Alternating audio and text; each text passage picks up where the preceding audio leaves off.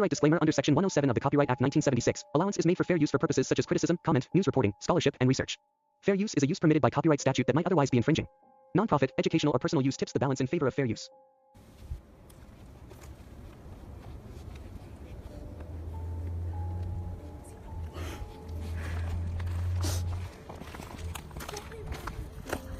See, this is the path that we go down. There's no path going there, so we have to go down there.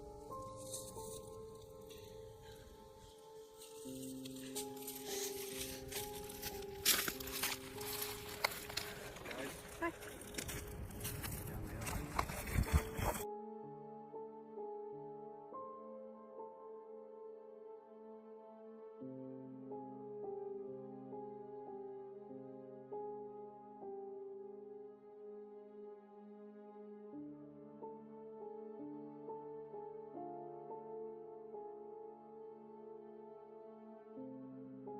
This is a small town up there in Carroll County, and it's still distraught over the loss of two of their own. In fact, Eyewitness News reporter Emily Longnecker tonight continues our team coverage in Delphi with how people there continue to cope with the loss of Abby and Libby. Emily?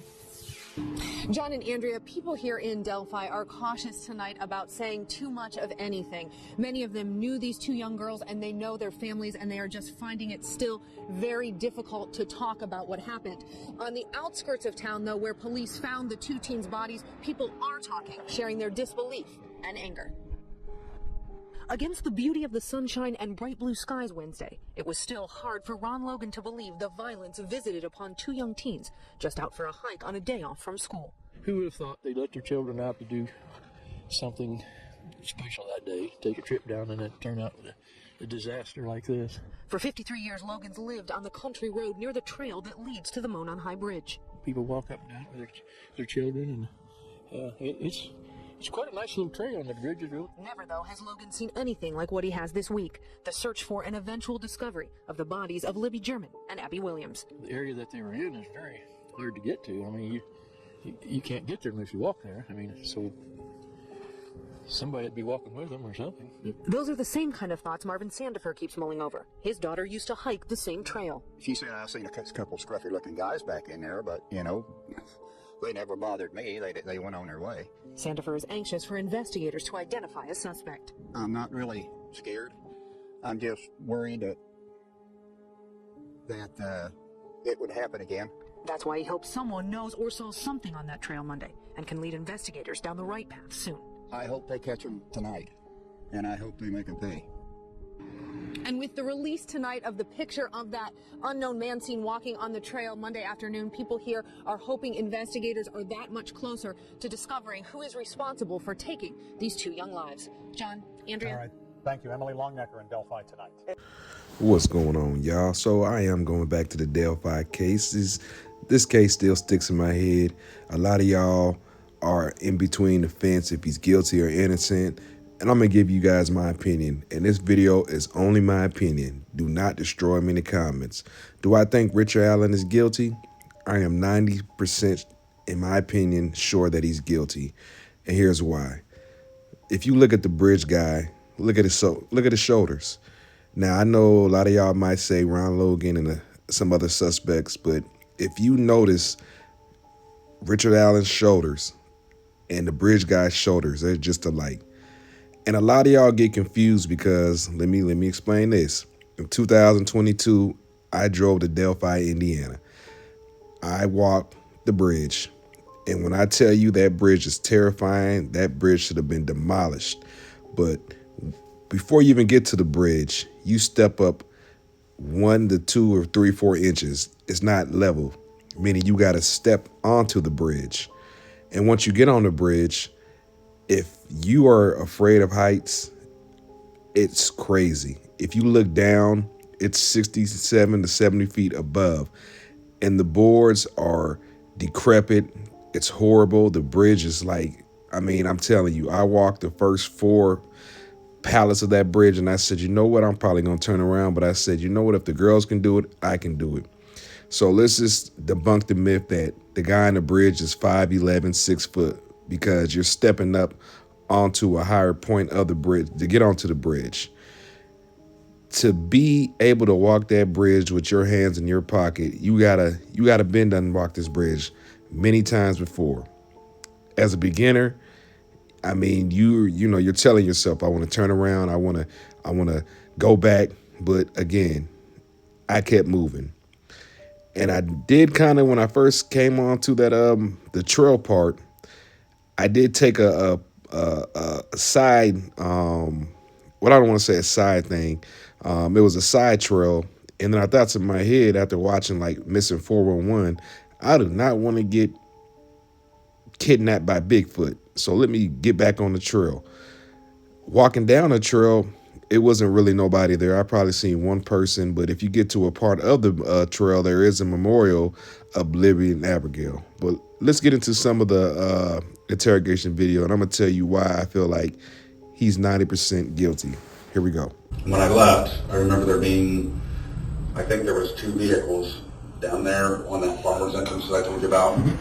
And that's why I know I didn't park there, because obviously I wouldn't recall seeing cars there if I parked there. Farmer's entrance, are we still talking about this area here, or is there some other location here? There's a pull-in, like right next to the trail, is all I can tell you. There's a pull-in right next to the trail, and a trail actually leads up to the trail. Yeah, it's hard to see from here. I think, right, this is what's called the Old Mirrors. Probably. There was a farmhouse across from it, is all I knew. Right. And it was like that. I mean, I guess it looked like where you take farm equipment in and out or something, but I know at one point they flagged it that it said no parking, so we didn't park there for a period of time. But What were you wearing that day?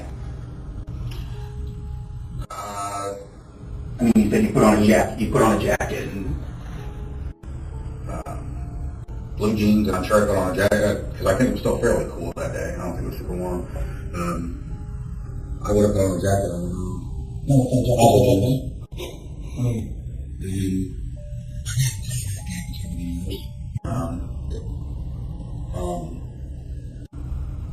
Color is your jacket? The one was blue, the one was black. Probably back then it would have been a black one.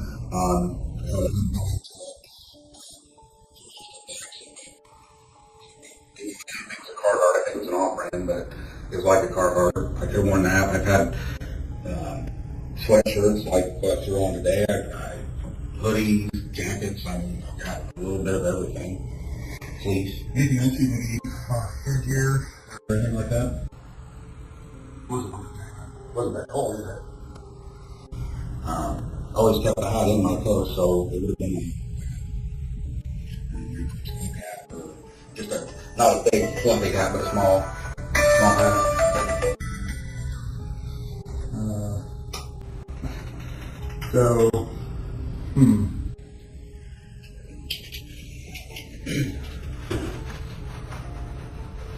So cap on your head, and anything else you're wearing besides like what kind of shoes? I would have pretty strange to ask a question like that. But what was, because I might probably tell you what kind of tennis shoes I had because I usually make them last a very long time. Well, I've got shoes that I've had for 10, 12 years probably.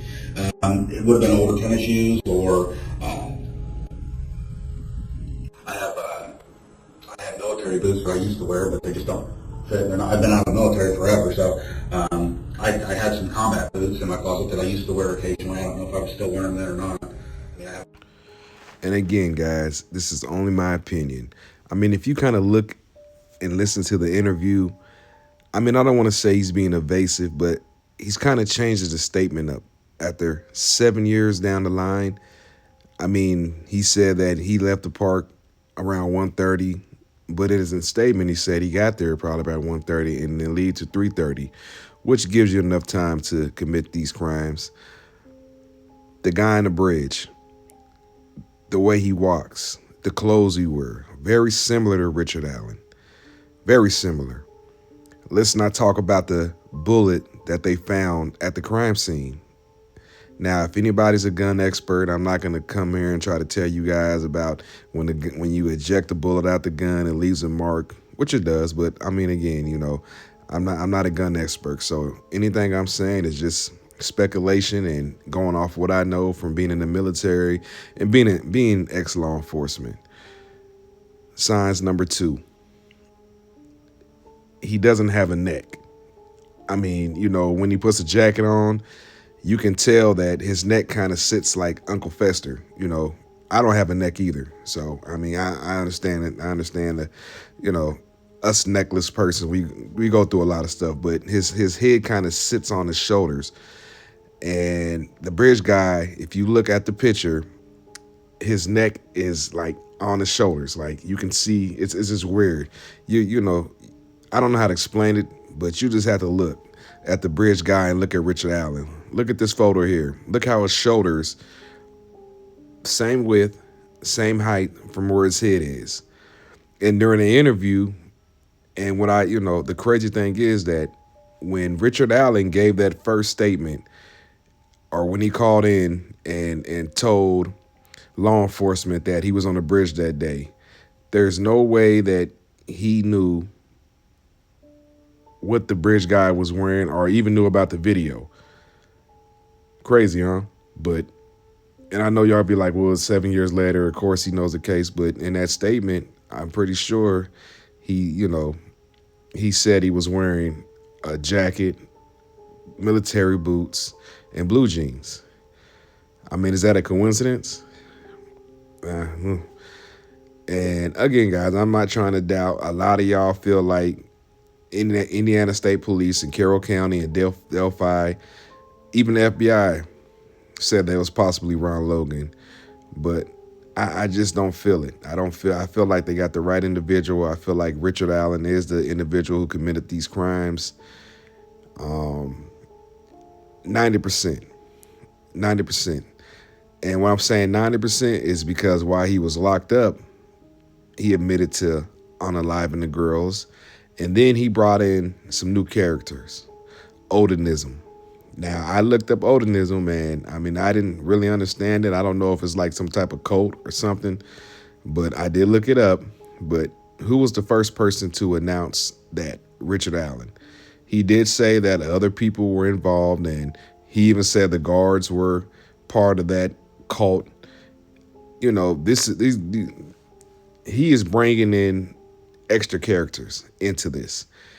And when I first made this video probably 3 years ago, I said that possibly Ron Logan, Keegan Klein, and a couple other individuals in Delphi are part of this S-ring going on where they meet young girls online and, you know, they meet them places. And possibly so. I do believe that Richard Allen is part of that. I can't say too much about the rest because there's not enough evidence. And a lot of people say, well, Ron Logan is the individual. Well, you have the FBI. They said that he possibly could be. But again, you have to go off evidence. If the FBI, Carroll County, Indiana State Police, and Delphi Police didn't arrest Ron Logan at that time, then obviously they didn't have enough evidence. If you kind of go back to the court, while they were in court, the judge, I do feel like the judge was biased. I do feel like they possibly could have got a better judge, someone who was impartial. I do agree with a lot of the people who say he's innocent, that the judge was just awful, didn't give the defense a chance. And I do agree with that. And it sucks. And I don't think that's going to reconstitute him of, even if I'm saying that right, of getting another trial. And mind you guys, I'm doing this without any edit, without me, stopping and skipping. I mean, I feel like me speaking through the heart is, emotional instead of me just trying to write off a script. Because again, I say some stuff in my head and forget about it 5 seconds later. It could be the TBI, could be something else. But I'm just speaking off emotion. I'm just going off how I feel. I do hope, possibly, if he does get another trial, that, I feel like it'll be the same verdict.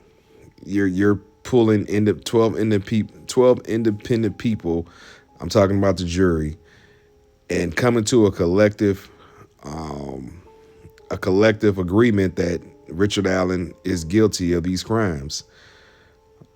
And I'm not going to sit there and research the court documents. All I know is that he was there on the bridge around the times the girls went missing.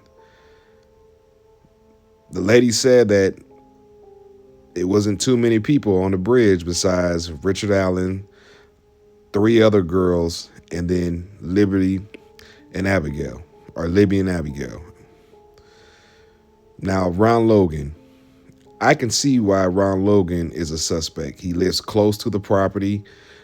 He lied about where he was or, what he was doing, but Ron Logan was on probation. He was not supposed to leave the property. So I can understand why he lied about where he went, or I can understand why he lied. In my mind, I don't want to sit there and put stuff on these other people like Keegan Kline, because Keegan Kline was not going to walk that bridge. Keegan Kline was not, he possibly could have been there. That's probably the young person they seen in the other photo. That could have been Keegan Kline. Again, I always said this from the beginning. I always felt like this was a collective group of people, of a grown man seeking younger people, underage girls, and lure them in and whatever. And I don't want to say the SA word, but I'm thinking that's it. Or even the trafficking. I feel that can be a motive in there. I don't understand why the state didn't, try to go after that or even dig further than that. And it's sad. Rest in peace to Libby and Abigail, because, these beautiful young ladies were gone before their time. But let me know what you guys think. Leave a comment. I love you all. Be easy, and I'll see you on the next video. I'm out.